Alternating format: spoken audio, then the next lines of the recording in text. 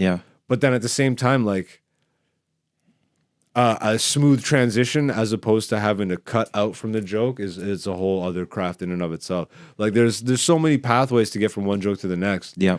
And oddly enough, that's what I worked on first when I started doing comedy. For whatever reason, I was more concerned with flow. Not for whatever reason. Now I'm looking back, what I always recognized about my favorite comedians and the most prolific comedians are they're the ones that go up there and just make it seem like they're just talking. Mm-hmm. And I was fascinated with that. Mm-hmm. Probably should have been more fascinated with being funnier at the beginning. But I carried this philosophy of looking at my sets like Lego. Mm.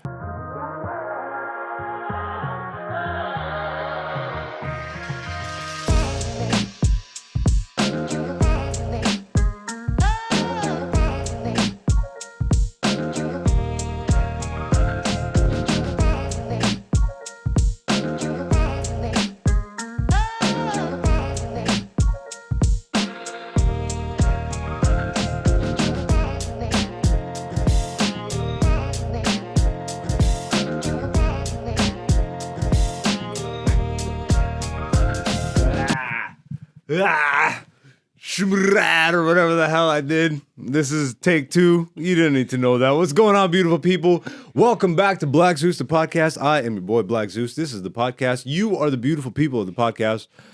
If you're new to the podcast and you want to become the beautiful people of the podcast, all you got to do is just come back next week. The beautiful people are the ones that return. And you could be beautiful too, but you're looking kind of ugly right now. I don't know. I shouldn't be calling the viewers ugly. That's crazy. Well, they won't be coming back. I hope everybody's living all right. You know, a bunch of shit going on in the world. You already know my tooth fiasco if you've been paying attention to the podcast. We got some comedy rundown this week. We got poll results to get through. There's some UFC shit that happened. Maybe we'll talk about some important stuff also, but this is a comedy podcast, trying to keep it that way. But before we get there, oh, fuck, I just bit my teeth. That was weird. Still dealing with the teeth shit, but we'll talk about that in a minute. We got to fucking bring the number one producer in the game. We got to summon this nigga into the studio. I don't know why I always go to like some weird Aleister Crowley shit. Like I don't pentagram and him. No, we're not. I mean, maybe, but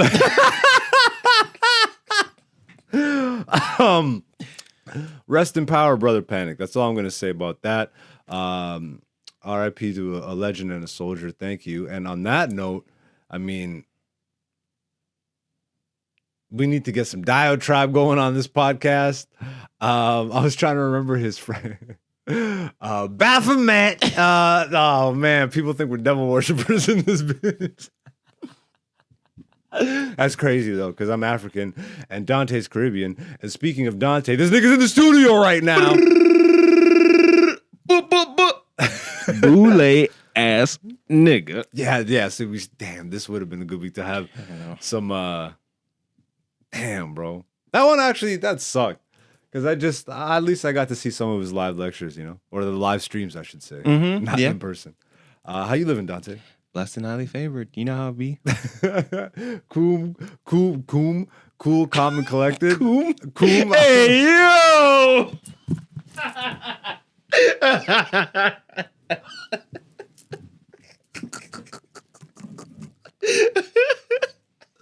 Yo, Cam and Mace have corrupted my life.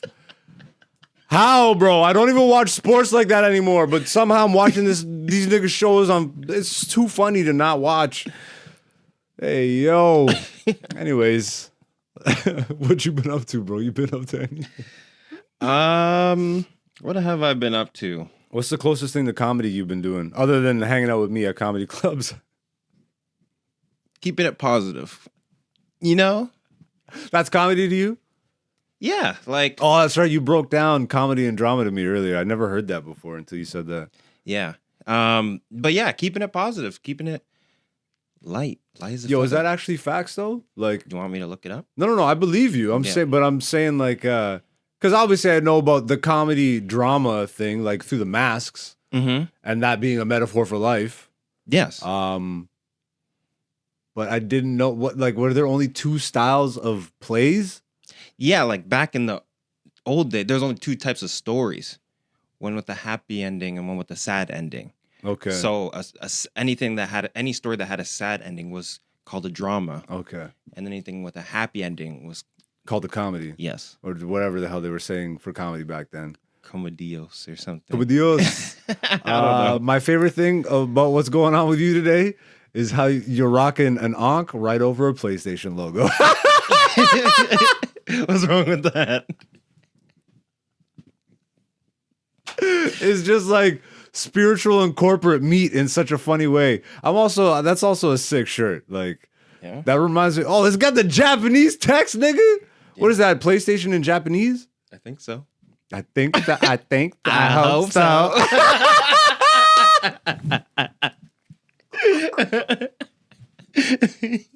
Yo, just for the audience that are questioning what's going on right now, we're not on drugs. This is just who we are. I smoked a little bit of weed, but you know what it is. Dante's still stone sober.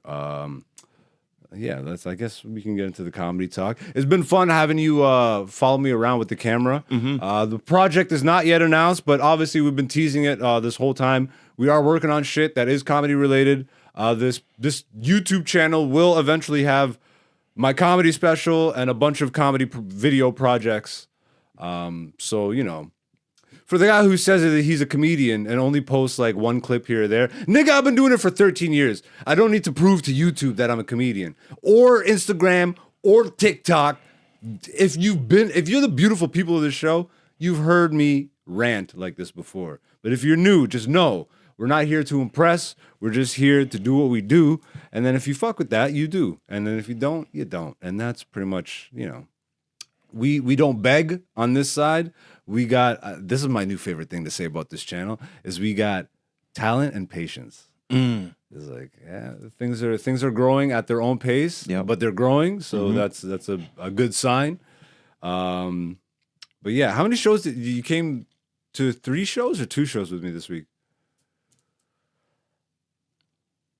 We did just show Thursday And then yesterday. and then yesterday. All right. What was your experiences just like following me around? Like what's your take on the comedy lifestyle? From what you've taken in. I mean, obviously you're From kind what of like I've a fly on the wall. yeah, what I've taken away is that one thing is that, and obviously it's kind of super cliche, but everyone's route is different. Yeah. Everyone's trying to do the same thing almost. Yeah. Not really, but kinda. Everyone's trying to do. Everyone's trying to be, yeah, exactly. You know yeah. what I mean? But that, I know exactly what you're saying. Yeah, that's a very good way of putting it. Sorry, I keep cutting you off. no, go like. I was gonna. I cut you off, and then I'm like, actually, you finish the point. But yeah, no, everyone's objective is to be a comedian, but like that means so many different things. That means something different to everybody. Yes. Yeah, that's a very good way of putting it. Yeah. I didn't even think about that until like that way until you just said that. Yeah, so it's really cool to see, and like even like without spilling the beans, but some of the stuff that we shot, Yeah. you know, like it's just so interesting to see that what we started doing just between us and like with the other people that are a part of it, Yeah. and to have like what the one dude was saying about, man, I wish I was doing this. You know what I mean? It's like, oh, you wish you were doing this, and this is what we're doing. You know what I mean? And Yeah. it's really cool to see that, you know, we're kind of on like a pretty good path with what we're trying to do here. We ride our own waves, man. This is what I'm saying. It's like, why beg Mm-hmm. when you know you have talent Yep. and you have patience? Yep. It's like, because those two things will get you to where you're trying to go. Mm-hmm. Usually people that have talent that lack patience want it now, and they end up skipping steps or missing lessons or, Yep. or not paying attention to lessons or not letting them sink in. Mm-hmm. And then, you know, you fucking leads to corruption when you get to a platform. It's like, I don't know, man. I don't really care about platform. I care about experience. Mhm. Everybody always tells you it's all about the journey. Life's about the journey. I'm trying to remember what shows I did this week. I know I did The Corner. I got Soho House tonight. I did something else. Where the fuck was I? Where'd you go with me? Yuck Yucks and The Corner. Yeah, that was, I guess, because then we did last week as well, right? 'Cause we went out, was it Sunday? Oh, Sunday we went to Nubian's show. Yeah, but even then you weren't. I wasn't You performing. weren't performing. But I think I had a set that night. Whatever, bro. The weed is back in my blood. Yeah, no, The Corner is always fire, bro. I don't know. I don't have bad words to say about that club or my experiences. Mm-hmm. Like, that's probably my home club. That's the club that I perform at the most. And in the last few years, that's the club that I've seen and gotten the most growth out of. And it's been really fun, bro. It's been really fun performing at a spot like that. Because a lot of the clubs are underground, I guess, in Toronto. Yeah, they're all basements. Yeah, they're all basements. That's another thing I learned. But that one has a vibe, bro. That one, and from the American comics that come up here, a lot of them love and prefer The Corner because it has that New York, like, tight-knit comedy vibe. But then between that, like, if you're looking for the club experience, it would be Yuck Yucks. That would be the major one. So, like, having those two clubs in the same fucking alley on the same block in the biggest city in the country, back to back. It's literally the scene out of Goodfellas where he's walking through the kitchen. And have you seen the movie Goodfellas? I'm guessing no, by the look that you're giving me right now. Crazy. That might be some homework for you right there. Stop giving me homework. Yo, bro. You haven't seen the classics, bro. The only classics to you. Fair enough. No, they're not. Goodfellas is not a classic just to me. Goodfellas is a classic to millions and millions of people. No, but I mean, like, I don't know. No one ever brought that up around me. What did they bring up? Not that. I don't know. What did they bring up? What's your top gangster movie from childhood? I wasn't allowed to watch gangster movies. I always ask you this, and you give me the same answer, and then I feel bad. I couldn't even play with Nerf guns when I was a kid. I couldn't really play with guns. I had to go to my friend's house to play with guns and shit. Yeah, same. Yo, don't tell. Imagine, we're so lucky we didn't have social media back then. Because my mom would have just snooped on that shit and be like, yo, I see weed, guns. Nerf guns. Yeah, Nerf guns. We're in Canada. Actually, like, have you ever held a gun or fired a gun? A paintball gun. No, okay. You know, that probably is a good thing. Yeah. Imagine you only felt a badass with a gun. Crazy. Yeah. And then you get a badge and some perceived power behind that. Oh my God. Oh my God. Well, you got bullied in high school and shit. Ooh. Oh my God. This is a comedy podcast. But yeah, it's really an experience to have those two clubs back to back in the same alley. And then be able to walk out from one and go into the other, or vice versa. Yeah. And then walk into literally the best of the two worlds of comedy. Yeah. The club atmosphere. Well, okay, like not necessarily the two worlds, because then you get even bigger. You get the theaters. Yeah. You get the arenas and shit like this. Like, but in terms of comedy, like your local scene, you'll get a club or you'll get like it's still a club. It's the Corner Comedy Club, but like a tight knit. Yeah. And what were you gonna say? Well, because it's like one holds maybe like 50 to 75. Yeah, the smaller one. Yeah, right. So that's like your more intimate, whatever. Like you got to be tight. Like it's got to be like your New York tight 3 minutes or whatever. Yeah. But then when you go over to Yucks, it's a bigger room. You got a little bit more stage to maneuver with. You know what I mean? So Definitely. That's like a different level. It's like there's the writing room, and then there's I don't even know how to describe what Yucks is, because Yucks is like that intermediate between. Yeah, it goes from like 50 to 75 people to 300. Yeah, exactly. So that would be like in America. Well, I know a lot of the clubs have like a much bigger capacity, like 500. There's clubs with like 500. Really? Yeah, bro. Because they run like, bro, it's America, so the population size is way more dense. Yeah. And can just they can sell those tickets. They can afford that. Yeah. So typically in Canada, like for a club, I think Yucks Toronto is the biggest they get. Maybe Absolute. I haven't done Absolute comedy in a while. Okay. Great club, Uptown Toronto, like super uptown, like Eglinton and Yonge. Like I think even past that. Yeah, I should just go check that place out and see what the fuck they've been up to. I haven't been there, I think, since the pandemic, bro. I used to be there all the time. But they're like, I don't know, they run differently. Like Okay. it's like once I got out of the loop of performing there regularly, it's like it's to get back in the loop, it's like a rigmarole that I'm like, bro, I'm downtown or like midtown. But not to say that's a bad club. It's just I don't know. I'm at a different place. And I'm working with Yucks more. Yeah. So that is like their main competitor in the city in terms of like club stage. Yeah. Like big club stage. I would say that would probably be their main competitor. So I'd probably have less reason to work there now. I don't know. I'm picking sides. Why would you pick sides, Zeus? I don't. I go. I go. I just go. Maybe I'll be at Absolute. And then I could just see a scenario where somebody sees this and they're like, "You're not at it either now." I know there's more, and I feel like tonight is also like, so Friday.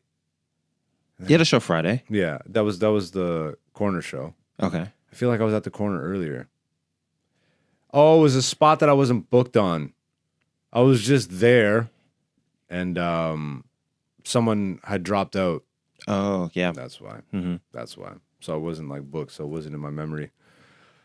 But yeah, I'm working on a bunch of new stuff. I'm working towards my new hour. And the like having the metal wire in my teeth has given me like 10 to 15 minutes right there. Yep. I'm not fully polished. I'd say I got like 5 to 8 minutes polished now. I have like I have a bit that's really starting to show its promise with the metal wires in my teeth, and like I get the type of feeling like a school child. You know what I mean? Like that giddy feeling when you go, like it's the first day back to school in high school and shit, and you miss all the homies and stuff, and you're like excited to go back. Or it's like you got that new toy. And you're like, yo, I can't wait to bring this to school tomorrow. Cause show it off. Yeah. Show it off. I remember my one boy, he brought the white Power Ranger once. I was like, that's hilarious. It's like you got the holographic Pokemon card. Yeah. Yo, I got the Charizard holographic, bro.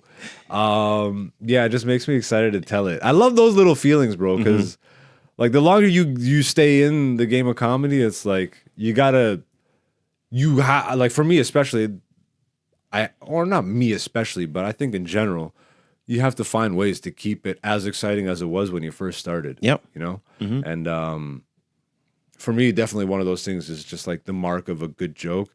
But the best part is now I'm actually skilled enough literally to take it from thought without having to write it.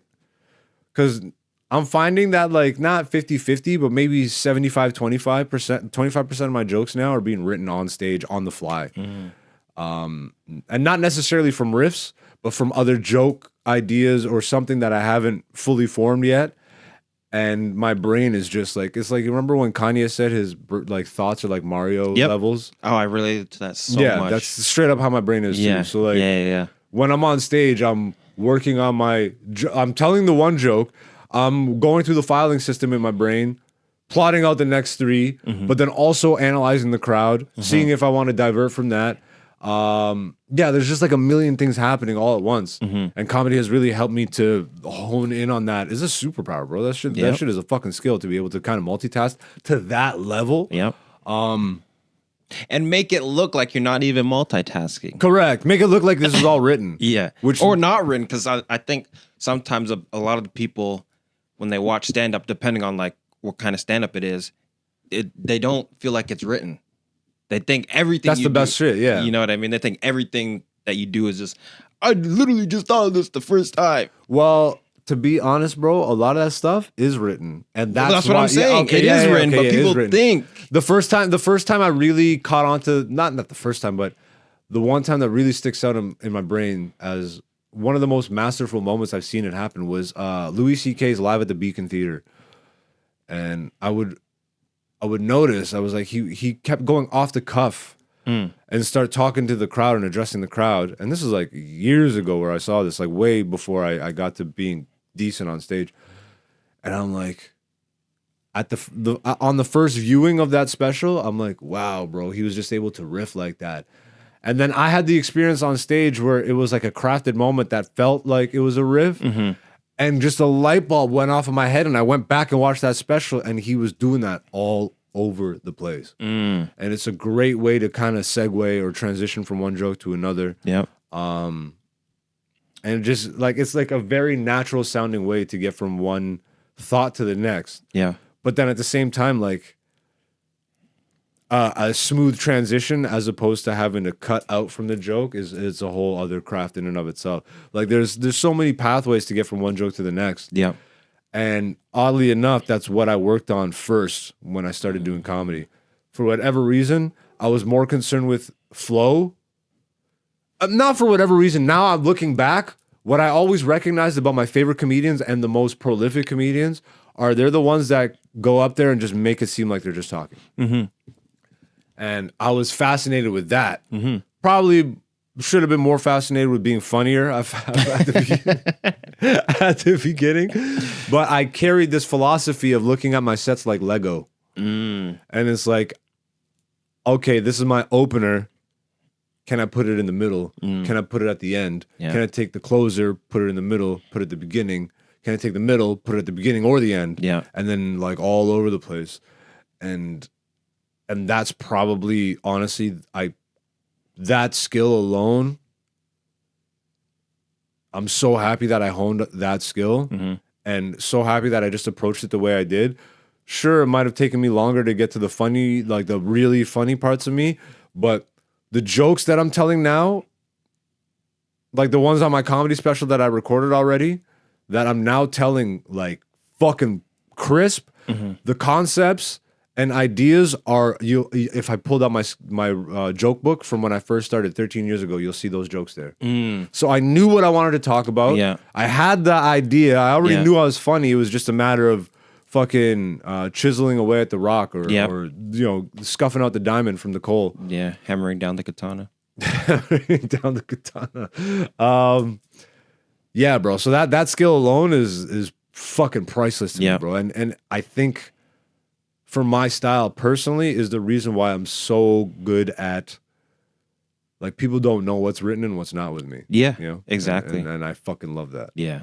Because that gives me so much more liberty and leeway to just go wherever. Yeah. Bro. Because sometimes it works in my favor to make a thought seem like a random idea that I just had, as opposed to be like, I've been thinking about this. But sometimes it also, just little shit like that. Like even, sorry to cut you off, but even like when we were at the Thornhill show. Yeah. And like for the first like 5 to 7 minutes, you're literally just talking with the people. But then like at that 7 minute, you transition from the talking to the material, but you incorporated the people that you're talking to and be like, oh, this is also the material. Correct. You know what I mean? And I would only do that in a situation like that where that show was work for all the comics. Like the audience was scattered and just, not I don't know, not a very comedy audience. It was a fundraiser show. Yeah. So like every comic, we talked about it, I think either last week or the week before. It was the one at Joker's Comedy Club. But yeah, every comic had to do some work. Yeah. So when I recognized that going up on stage, I'm like, okay, let's just get the work out of the way first. And then, but like it seemed like it was a cohesive thing, right? So people couldn't tell if this was part of the act or is it you're just going up talking. But because I've heard some of the bits, so I know when it's a bit versus true. when you're just talking. You know what I mean? So and because even like you're talking about the wire stuff, so like you incorporate the wire bit with you talking to the person, but they're like, oh, he's just talking, but this is a whole bit you're working on. yeah. So you caught me even like working on the fly, like just fucking chiseling the rock, bro, like on stage. And in a situation like that, even though it's like a big club, like you have more leeway to do that because I don't know, the atmosphere is just not there, so you try and bring it there. And the owner actually came up to me afterwards. He's like, bro, I love your set. Like, you played the room perfectly. And if you remember, because there's like a restaurant Yep. in the club. Yeah. Like the people going to eat have to walk through the club to Yeah. get to the restaurant. It's so hilarious. weird. So people, like one of the comics was talking about eating ass, and I was just watching the people walk to the restaurant and like, whoa. I'm like, yo, they're not here for that. It's so funny. So obviously I had to bring that up. Yeah. It's just such a funny layout, bro. That's so great. But yeah, that's this week's comedy recap. I got more shows lined up this week, so we'll be talking more comedy next week. Let's get into a regular segment here on the podcast. If you're new to the podcast, welcome. If you're returning, welcome back, beautiful people. Then you know what we do is poll results every Monday on my Instagram social media feed. And once the YouTube picks up some more subscribers, we'll probably move the poll questions over to the YouTube channel. But every Monday on my Instagram, I ask an interactive poll question. We leave it up for 24 hours. And then on Wednesday, me and Dante come into the studio. We discuss the results. Given our conversation and debate from the last week's episode, I really wanted to see how people felt about online activism. So I went with that as the theme for this week's poll question. The question was, I got to make sure I don't clack my teeth, man. It's like fucking awkward. How do you feel about online activism / spreading awareness? The options were important and necessary, annoying and pointless, stressful and hard to pay attention, or indifferent. And before we get to the results, how do you feel about this one, Dante? How'd you vote? I believe I voted indifferent on this one. Indifferent? Yeah. Okay. You got any reason to back that, or that's just how you feel about it? That's how I feel about it. Well, maybe it's on a case by case basis, but also there's the specific brand of online activism. Yeah. And then there's just activism that you do online. Diatribe. A little snack. But you know what I mean? Like there's activism where you're posting and you're like, look, I'm supporting and then there's you supporting in person and doing the actual activism, and then that's what goes online, not the other way around. Mm-hmm. Right? So I'm kind of indifferent to it because I don't want to be looking for it either. I don't want to have to be like, oh, where, like, scroll down your page, where are you doing activism? And is this are you doing activism? You know what I mean? Like, I'm really indifferent about it. And it also depends on the cause, because there are maybe some things that, I might be more inspired to be active on, and there's other things that maybe not. Fair enough. I don't even think I remember to vote on this one. So looking at Can you vote on your own polls? every once in a while. No, I usually do. That on the important and necessary. I would say it's more okay. Let me cycle through these and do process of elimination. Important and necessary, I do agree with. Annoying and pointless, I don't agree with. So right now, it's important and necessary. Stressful and hard to pay attention. It's not really stressful for me now, but I do also agree with indifferent. See, like important. I do think it is important and necessary. But I don't know, man. No, I'll say it's important and necessary. Because the feelings of, I do feel indifferent towards it to a certain extent. Mm-hmm. But only to the point where it's like, I don't know, I don't like involving in diatribe online. Yeah. Already, But I think most people are online. So where else is activism going to take place? Everybody's online or in the streets, obviously in the streets. Don't talk about it, be about it. Yeah, but no, being about it is also part of being online. Yeah, I guess. Because imagine if there was no talk about this online, would there really be protests in the streets? Would they be as big in number? But then also, where I start to get iffy about it is how many of these people are educated about the subject, or how many people are just being just moving because the herd is moving, Yeah. Now, I'm not necessarily talking about the Israel-Palestine thing here, but in general, if you remember fucking Wall Street, the walk on Wall Street, the protests You remember this years ago? The Occupy Wall The Street. Occupy Wall Yeah, Street. That's yeah, what it was. Yeah. And they would take cameras on the streets and start interviewing these people. Nobody knew what they were talking about. Yeah. Nobody knew what the fuck was going on. Nobody knew about stocks. Nobody knew about You know what's have you seen that the one banking video? system. Have Like, you seen that one video where that guy, he's like, I'm a 1%er. And he goes to like the Occupy Wall Street and he's like, ask me anything. And all these people that were like protesting Occupy. how do I make $1 million? No, it's not even that, but like they come up and they're all heated. But this guy actually understands economics, which is how he gets to the 1%. Yeah. And then he's like, well, if you think about it, anybody that makes, $25K a year in the world, you're already in the 1%. You know what I mean? Or it's like 30K or something like that. But like you're saying, how many people actually know what the issue is, why these issues exist, versus they're just mad and they want to, want to chop heads and have them roll down the street. So like I'm split on my decision here because I do see the importance and necessity of it.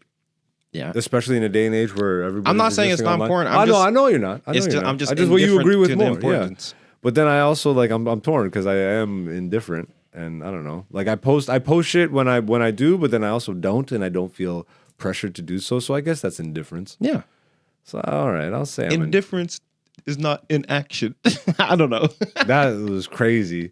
I don't think Buddha's ever said that one, but No. but indifference is not inaction. Let's see what the results are.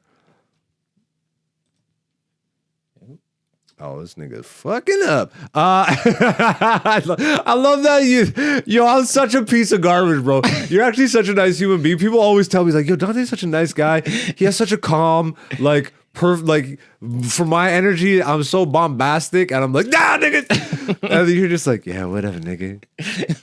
It's perfect, but like sometimes I do feel like, damn, I'm a piece of shit. I don't even let you breathe without screaming. At least you know it's not real. Yeah. I'm just saying it for them to know it's not real. I don't beat this nigga. That's my brother right there. Like, what the fuck do you want? All right, yeah, the results are. What a weird podcast this is. 19% said important and necessary. 5% said annoying and pointless. 29% said stressful and hard to pay attention. And 48%, damn, bro. Everybody's indifferent, or most of the people, like more of the people than not, are indifferent about it. And given the conversation we just had, I could see how they can get to that, because at least, and the fact that annoying and pointless has the least. Mm-hmm. So even the indifference, I think, obviously people don't think it's pointless. Yeah, they're just indifferent to it. Yeah. So yeah, that's the poll result. If you want to get in on that. Once again, my Instagram is AKA Black Zeus. It scrolls at the bottom of the screen every couple minutes if you're watching on the YouTube.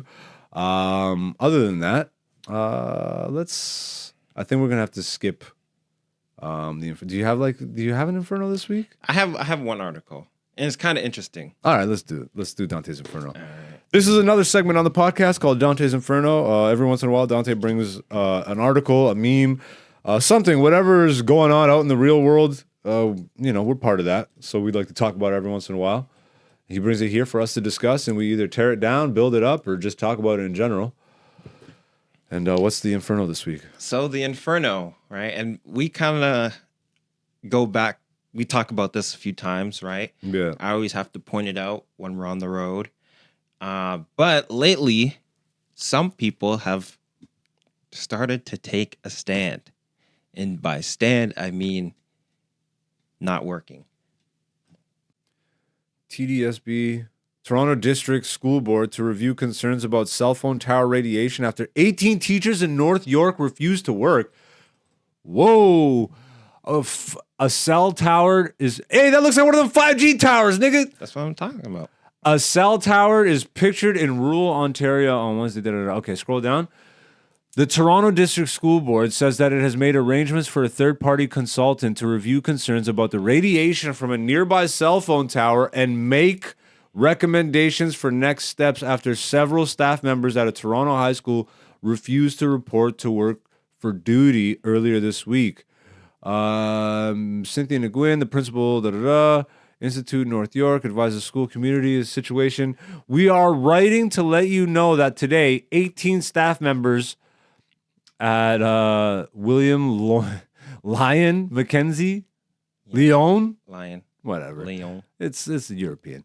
Mackenzie CL exercised their right to begin a work refusal process. She wrote in a note. But has there been actual, like, are they just feeling like there's cancer beaming off this thing, or no? Has somebody gotten sick, or I don't think. Or are they on conspiracy boards? All of them?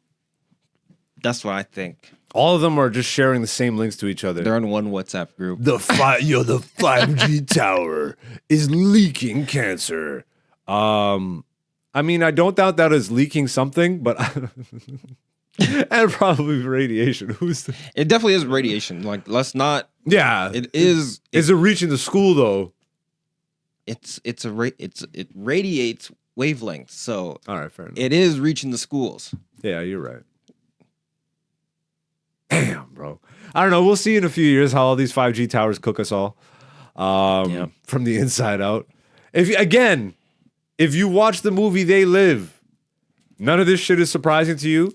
I'm not saying that these are leaking cancer or not, but let's be honest. What Dante said is very real. They are fucking shooting out waves, and that's not nothing. And the 5G is a much stronger wave. Yeah. But it goes less far. Yes. That's why they have to keep putting up fucking 5G towers everywhere to keep relaying the signal. Yeah. So that is probably boosting the cancer. Yeah, because you can't imagine you want Wi-Fi coverage, right? Yeah. So the circle that a 5G tower gives you is smaller than a 2.4G tower would, right? So where a 2.4, they might cover like a kilometer, 2 kilometers. I don't know the ranges, but like just imagine, right? Yeah. A 5G one is only like 500 meters in comparison. Yeah. So they have to put more of them around so that you can get. That's straight up They Live shit. That's straight. And you're telling me they're not using that to pump out for the subliminal messaging into the fucking. Yo, literally, you think this is conspiracy shit, but companies like McDonald's are trying to figure out, like, they're close to figuring out how to pump advertisements into your brain while you sleep and shit. I swear to God, this sounds like conspiracy shit. Yeah. This is like an actual article I read on a reputable fucking like New York Times or some shit like this. They're actively working on ways to subliminally send advertisements to you. And if you watch the movie They Live, in that fucking movie, they show something that looks like a 5G tower, and it's like whispering out a message: consume, buy, eat, sleep, go to work. You know another movie that had it? Just real quick. What? Do you remember Kingsman? I never watched it. Okay. So basically, that's like the fucking Spy Academy or whatever. Yeah, but Samuel L. Jackson's character, who was obsessed with McDonald's, funny enough, he wanted. How is that a character trait in a movie? Damn, Hollywood stinks, bro. Like, how can we introduce a McDonald's advertisement throughout the entire movie? This guy's obsessed with McDonald's. Yeah. Where's my motherfucking McFlurry? No, like, because they're supposed to have this super high class meeting, and then you know how like they always wheel out like the dinner, right? Yeah. It's supposed to be like high class. So then they like unveil it and it's like a Big Mac. And then he's like, there's nothing more than, because he has a lisp in that movie as well. I've had it with these motherfucking nuggets without no motherfucking sauce. Yeah. But what I was going to say is he rolls out a new chip, like a new cell phone chip, like a SIM card basically, that gives everyone free Wi-Fi. Yeah. But then he has control of the Wi-Fi because he gives it out to everyone. But then what he does is he turns up the frequency of it to like boost it. And then what happens is everybody in the world just gets like super aggressive. That makes sense. Right? He turned up the fucking... Yeah, so he cranked it all the way up. So they get super aggressive. But then people start like fighting in churches and in the streets, on the beach. Like, everyone just starts fighting until they, solve that issue. Huh. To go to this article, if these teachers are freaked out about a tower, yep, because you know what I've been seeing in the city is they're going up on residential buildings now. Oh yeah. So instead of like building the whole tower and putting like fucking 80 satellite dishes on them, which is what these 5G towers look like. Yep.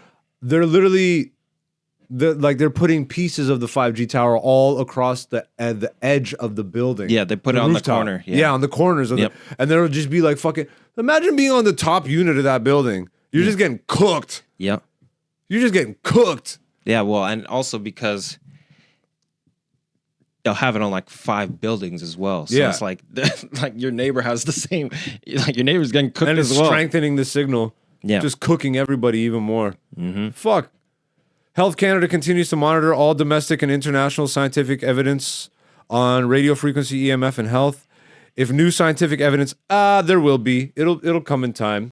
Of course, they can't say right now because they're still making their money off of it. Yeah. But when enough people get sick or something happens, Yeah. we just discovered, vegetable oil is bad. Yo! All these niggas eating Crisco.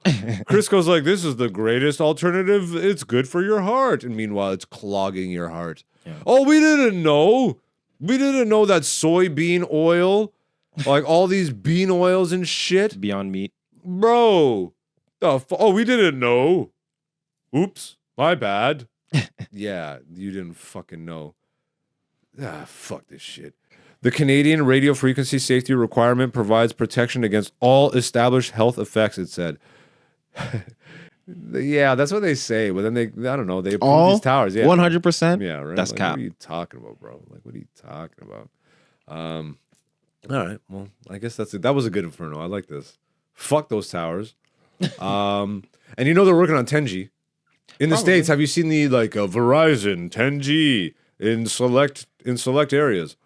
They're already putting up 10. Who's asking for this? How much faster do we need to download porn to our phone? I don't understand. So much faster. So much faster. It's not even that much bro, I'm telling you, people are good with 4G on their phone. If it turns out that all this shit is actually like causing health deterioration in people. But think of it also like this, because now imagine, now you can scroll TikTok so much faster everywhere you go. Ooh, fuck. You don't even need to be at home to watch it full speed. You can just... Babylon fi dead, bro. Babylon fi dead. It's burning. And let it burn, bro. Babylon fi dead. Yeah, so there was a fight night. Yo, bro, you think it's the end of Derrik Lewis? No. But he has completely transitioned into the guy that they put up the next potential big star up against. If you can get past Derrik Lewis, what's known as a gatekeeper. The gatekeeper, yeah. If you get past Derrik Lewis, then what did you think of that fight? That's kind of how I expected it to go, unless Derrik knocked him out, because that is how that guy fights. Did you see the meme I sent you? Is like every Derrik Lewis fan yeah. Just uppercut him. Yo, uppercut him, and then you were saying uppercut him, and you were all saying just move back. Yeah, I was like, break away, like, because it's like Khabib. It's like once he gets a hold of you, right? Yeah, you're fucked. So you don't, if you get a chance to stand up, don't re-engage in the grapple. Like there was a time when Derrik tried to like trip him. It's like, why are you gonna try and trip a judo guy? Like that's what he wants you to try and do, because he's gonna reverse the trip, which is what happened, and then you're back on the ground. Yo, pull up UFC 295 because that is actually this weekend. Ooh-wee. Yeah, John Jones obviously out. Stipe Miocic. Is this both of their last fights? Is this supposed to be both of their last fights? Whoever wins and then they both retire. Has there ever been a double retire match? Like both loser and winner go home? Because I feel like Stipe's done. There might have been. I feel like Stipe's done after this. Why? John Jones said he's done. What do you mean, why? This nigga's fought once in the last fucking 5 years, bro. Like, what's going on? Like, obviously I'm exaggerating, but I mean, like, if you wanted to stay active, what the hell is going on, bro? Stay active, bro. I'm very excited for the main event, and I watched because the UFC preview is up now. By the time we recorded this, but this will be midweek when you hear this. So I watched it just to get a sense of who these guys are. Damn, bro, I'm impressed by both of their come up. Tom Aspinall. Yeah. So you watched about Tom and I watched. Sergey. Yeah. So they did the stories on them two. Yeah. And I I forgot that Sergey. Sergey Pavlovich. Yeah, is the guy that demolished Lewis. Yeah, he knocked him out. Knocked him out. I forgot because when they showed that reel, I'm like, oh, I remember this fight. Yeah. So actually, I have seen a bit like some of his work. Mm-hmm. Tom, I do not know who the fuck this guy is. Mm-hmm. I do not. Like, He's a scary dude because he's like they kept saying he moves like a welterweight. yeah. So he's one of those new heavyweights. Yeah. Which I guess Jalton is kind of, but he doesn't move like the way. Like Aspinall moves like he's really quick. He's got head movement. He can wrestle. He can strike. He can do jiu-jitsu. Like he can do it all. Yeah. You know what I mean? Whereas heavyweights of old, you could only like you're either the boxer or you're the wrestler or you're, you know, the jiu-jitsu guy. You know what I mean? Like as a heavyweight, you couldn't be all three because there wasn't that many guys to train with in all the different disciplines. But nowadays, there's so many more people training.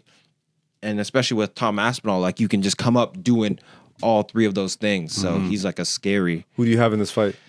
Ooh. I don't know enough about either of these guys, so I don't have a pick. If Pavlovich doesn't knock him out, I got Aspinall. Going three the judges Or submission. Okay. Yeah. Now, motherfucker, I'm so excited for this damn main event, which is now the main event. Yeah. Jiri Prochazka versus Alex Pereira. Damn, bro. Like yo, fucking Czech samurai versus Brazilian stone boulder. Yeah. Stone boulder. I was redundant as shit. But yeah, no, having seen both these guys, I haven't seen a lot of both these guys' fights, at least mostly their UFC careers. Like, Jiri Prochazka is one of my favorite fighters right now. Yeah. Yeah, this guy is an absolute fucking... Bro, he reminds me of Mortal Kombat characters. Like, watching him fight is like watching a Mortal Kombat fucking... Bro, his spinning back... The spinning back elbow? He brought it back, bro. John doesn't do it really anymore. Does he? He doesn't have to. Fair enough. He did that like 10 years ago, fam. That's old news. Fuck you. You shitting on the spinning... Yo, you don't like a fucking spinning back elbow? No, it's fire. Come on. Did you see Molly McCann's? She has a pretty good one, too. I'll check it out. Yeah. I'll definitely... when did she fight last?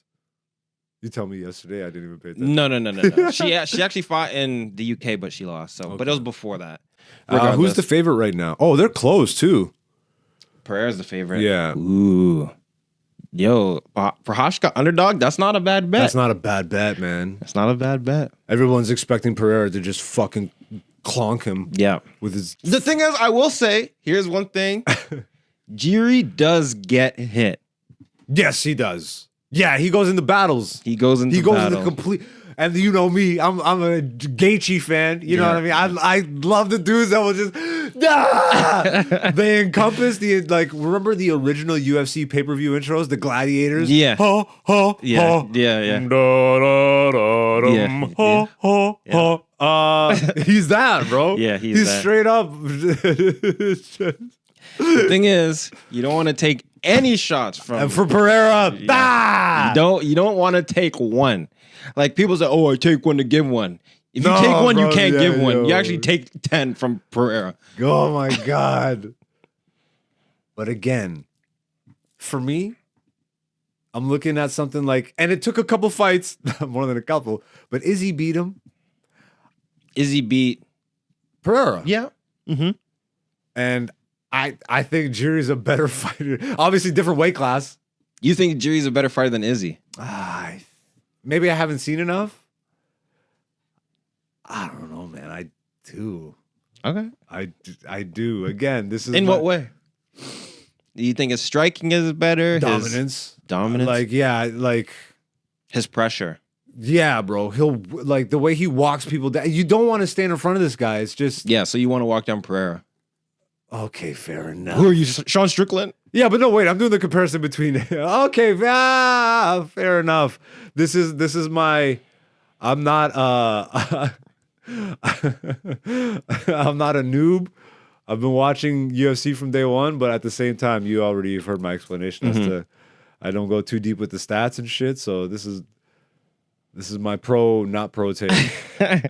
I don't know, man. Elevated casual take.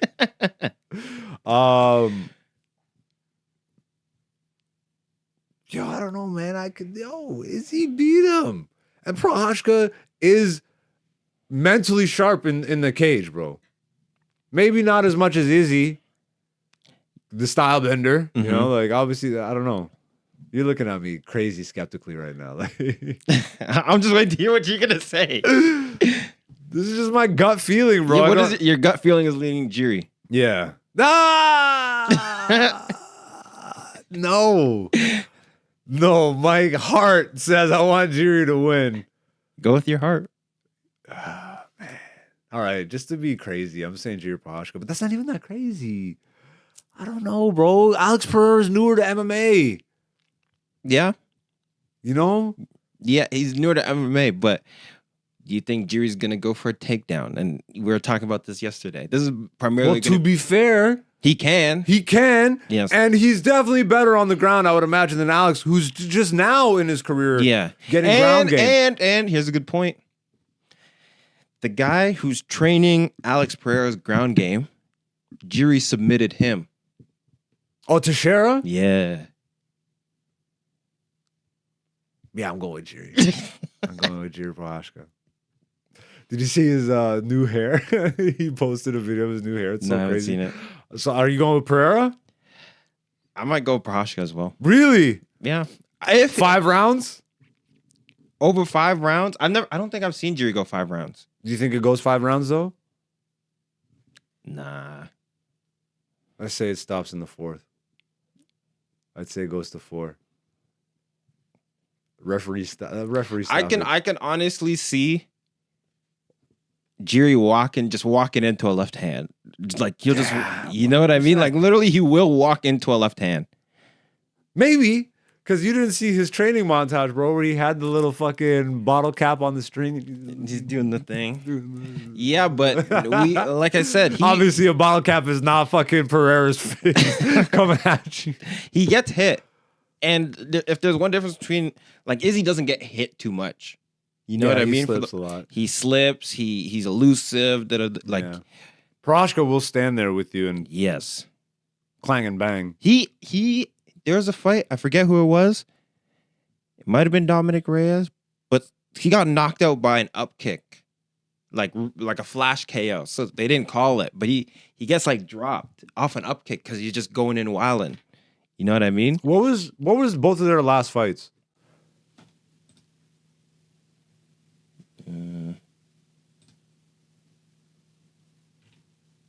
Yeah, nah, fuck it. If we have to go too deep into it. Yeah. Was Jiri's last fight against Teixeira? Yeah, it was. Yeah, okay, that makes sense. But also, what was Pereira's last fight? I think it was John Blachowicz. Oh, Polish Power, and he beat him. Yeah. Very close, though. At altitude as well. At altitude, yeah, good, yeah. Damn, crazy. So you're going with Prochazka? For an underdog bet, like that's a pretty good bet. Yeah, but what do you think is gonna who do you think will win? You're not even a betting guy. I know. I like to give betting advice though. All right. So you would put the money on Prochazka? But it's not even like a huge underdog. You know what I mean? Not. They're very close. Honestly, if Jiri is smart, right, and he needs to actually be a samurai, because he actually most of the time he's a berserker. Yeah. You know what I mean? He's like Hamzat in the first round. Exactly. Right? But if he goes in and gets the takedown and chokes him out. But again, bro, he's more skilled in MMA. That's what I'm saying. That's MMA. No, but I'm saying against Pereira specifically, I think he beats him in technique and skill and maneuverability. Maybe not in power. What do you mean? In like MMA striking? No, just because you kept saying I could see him walking into a left. Yes. But it's like, yeah, of course, because it's Alex Pereira and he's a fucking puncher. But I don't know, man. I just see Jiri as more well-rounded. But having more skills to work with. And more experience in MMA specifically. But are you saying, because I think Jiri can out-grapple him, right? Yeah. So there's that. I don't know if he can out-clinch Alex. Maybe not. Power-wise, we'll see. We'll see. I don't know. Alex got that crazy guard. Plum. Yeah. Okay, fair enough. Just throw a knee right up the middle. Ah! Oh, fair enough. You know what I mean? And Like he's long as shit. exactly. Yeah. So like this is a really tough one. Like these are one of those ones where like me as a fight fan, I love because like I'm grateful happy that for both of them. Yeah, like I'm grateful I just like that to at see a least good this fight still exists. Yeah. If the John Jones fight and shit doesn't have to happen, I just feel sorry for anybody who bought the tickets for the John Jones main event and paid that crazy fee, like all the John Jones fucking ticket pricing. Yeah. And Yeah, but they should have known this happens every time, dude. yeah, I don't It know. happens more time than it doesn't. Like they better refund some people a little bit of that money, bro. Because like Can they? no, and they won't. But yeah, let's wrap this shit up. Dante, where can the people find you online? You can find me online at person1prod, PERSON, the number one, PROD. Dope. And I am AKA Black Zeus. It scrolls at the bottom every once in a while. You can find me on X, on Instagram. If you like what you see, if you've been liking the content and stuff and you want to see the comedy clips and all that shit going forward, hit the subscribe button, leave a comment, hit the like button. It does help. But again, we're not begging. If you don't feel it, whatever. But I mean, you should. You should. But now it's starting to feel like begging. So this has been Black Zeus the Podcast, Season 4, Episode 39. We're back next Wednesday for you. Until then, peace.